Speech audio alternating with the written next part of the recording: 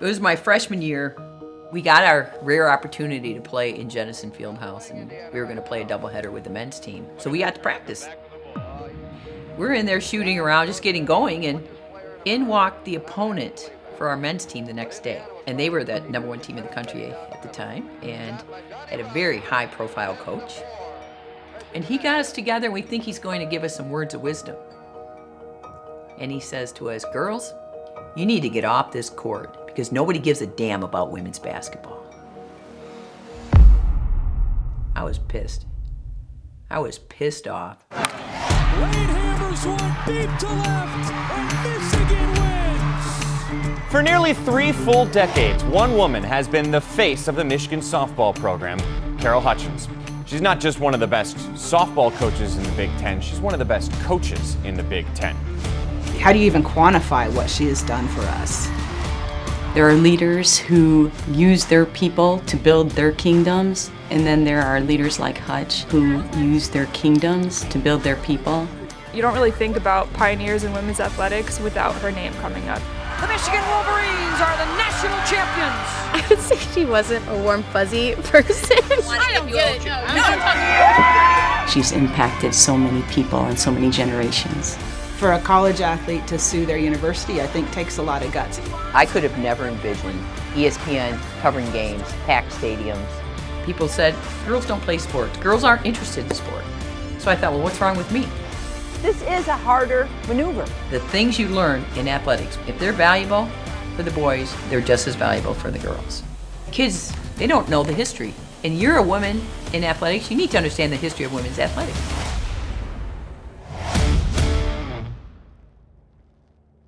You are adorable right now. Yes. Oh, yes. Show them how cute you are. You are so cute. I know. Woof. Woof. Is that yours? You snow dog. Snow dog. Come on, coach. Coach. Coach. This way. Buddy, he's getting out. There he goes. Coach. Here we go.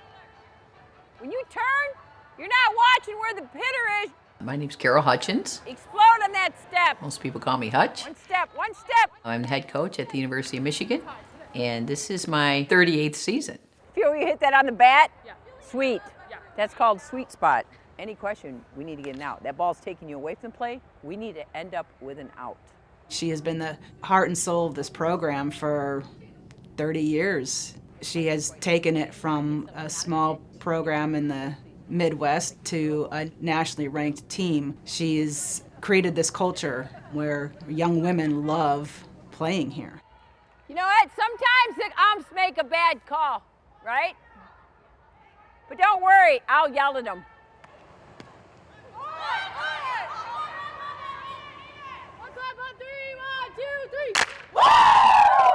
Get your gloves, hop back for Julie's. Here we go. I grew up in Lansing, Michigan. My dad was a cop and a Marine, so he was a strict disciplinarian.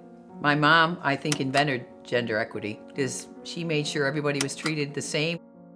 I was your classic tomboy. I had 2 older sisters who liked to make me up, and they liked, to do what girls did, and I never liked to do that. I liked to do what my brothers did. I played every sport that was available with all the guys. In my youth, athletics was for boys. They had little league teams with sponsors and uniforms and schedules. There wasn't anything organized for us. By the time I got to junior high and high school, I was a cheerleader. That was really the only organized sport that we had. That's all I ever wanted to do. I wanted to be an athlete.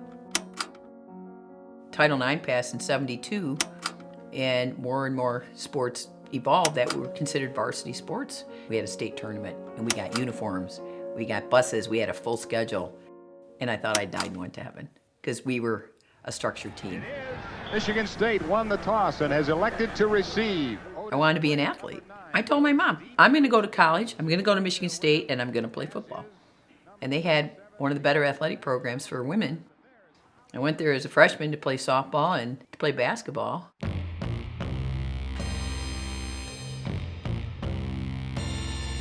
We didn't really even have a softball field my freshman year. Literally, it was a big patch of grass. And then they did build a field back by the river, which was near baseball.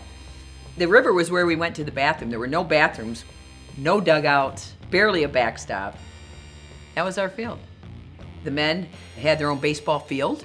In basketball, of course, they used Jennison Fieldhouse, which was their premier spot. But our facilities were always different. We had a leaky ceiling. You know, we had a little warp on the basketball court. I used to blame my missed dribbles on that warped spot. And they gave us a corner of the locker room that the entire population of students used. Our coach at halftime would be addressing us, and we'd have people running around the locker room, showering and, you know, putting their swimming caps on. That's nuts. I think this is the thing. Back then, we didn't sit around and gripe about what we didn't have. I mean, this was the beginning of everybody getting a chance to be in organized sport. And we were fired up to do it. But were we treated differently? Night and day. You so much. Here we go. Left. Right. A few years ago, I was just in a conversation with one of my freshmen, and I made a comment about Title IX. And the kid looked at me like I had a couple heads, and she goes, "What is that?" I looked at her. I said, "You don't know about Title IX?" In 1972, a law was passed by Congress prohibiting sex discrimination in educational programs that receive federal funds. Because athletics are an educational program, the ban on sex discrimination also applied to any athletic program that received any federal funding. My senior year, a group of my colleagues, we got together and we made a trip to Ann Arbor to visit a really famous Title IX lawyer, Jean King.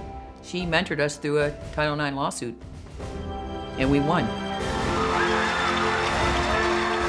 I've had no idea how precedent-setting that case was and how much it did affect the landscape of women's athletics. Learning about Hutch and her teammates suing the Michigan State University gave me just a better picture of who she was. I felt like she would fight for me. Hutch fights for equity in salary, compensation, visibility, to help others advance. It's incredibly important for her that young women feel as valued as their counterparts.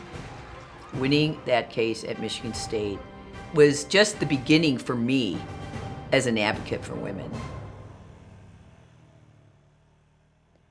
I don't think they should just get to swing and be so late they miss it. I agree. I think the whole point is to be able to figure out how to be on time or to be later on your time, to figure out how to time your swing up. Yeah. It's a timing drill. I came here as an assistant coach in 1982, 82, 83. And I came here and I worked 2 other jobs. I worked nights at a restaurant. I worked during 9 to 3 every day at the local sporting goods store. Some days I'd call and say, I'm going to be late for practice because I have to work. How many pitchers are going to throw? Who's going to throw? Dirk and Emerson. Good. All right. I finally became the head coach in 85, and I was thrilled because I was going to be full-time head coach. I got my appointment sheet right before I started my first day. It said 50% athletics, 50% clerk typist. And I remember thinking, I wonder what that means. Hello? It meant from 8 to noon every day, I was going to answer phones for the athletic department and the women's athletic director. I was a secretary, a really bad secretary. And I did that for maybe the first 4 to 5 years, till they finally made us full-time and actually gave us a 12-month salary with benefits. The men coaches didn't have any other duties. They were full-time, 12 months, and they made a very good living. We recognized that it wasn't right and wasn't fair. But I think more than anything, we were excited for the opportunity that we did have. Our field was built from stuff from a dump. They really literally went to a dump and got some stuff to make a retaining wall, and then they got some old cyclone fence. And we won the national championship with that field. Loaded coming back this year. After a disappointing end in the World Series last season. And this will do it. Merchant at short records the final out. And for the first time in school history, the Michigan Wolverines are the national champions. It was history. People still talk about how it changed the landscape of college softball. When we won in 05, my first thought was this did not happen today. This did not happen this year. Every person who ever played in this program helped create the success that we've had and continue to have. There's a major tenet of our program is to leave the program better than you found it. And it doesn't always mean wins and losses. I feel it's my duty to speak out, especially at this point in my career. Because if I don't do it, who's going to do it? Hutch's impact on women's athletics is immeasurable. From helping other coaches with their contracts, to writing letters to athletic departments because their facilities are subpar. She empowers her female athletes to not take a back seat and stand up for themselves. She's not asking for more than the men have, she's just asking for the same. From the start, she just believed in me, and I think that's what she does for all of us. She sees something that a lot of us don't see in ourselves. She stood up for the people that don't have a voice. I think that that's something she wants to impart on her student athletes, is that the fight is never over. It's all those women that paved the way and fought a lot of battles, both on and off the field, and won. So let's hear for all those women.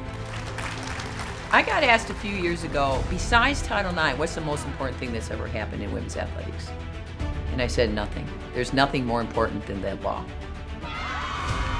In 1972, 1 in 27 high school girls played the sport. Today, 1 out of every 2. I've had younger coaches say thank you, and I'm like, look at them and tell them, you're next. This isn't over. You can't say, okay, I got everything I need, I'm just gonna now focus on winning. That's a very small-minded view, in my opinion. We're not just here to win. We're here to make our sport better and to make our people better.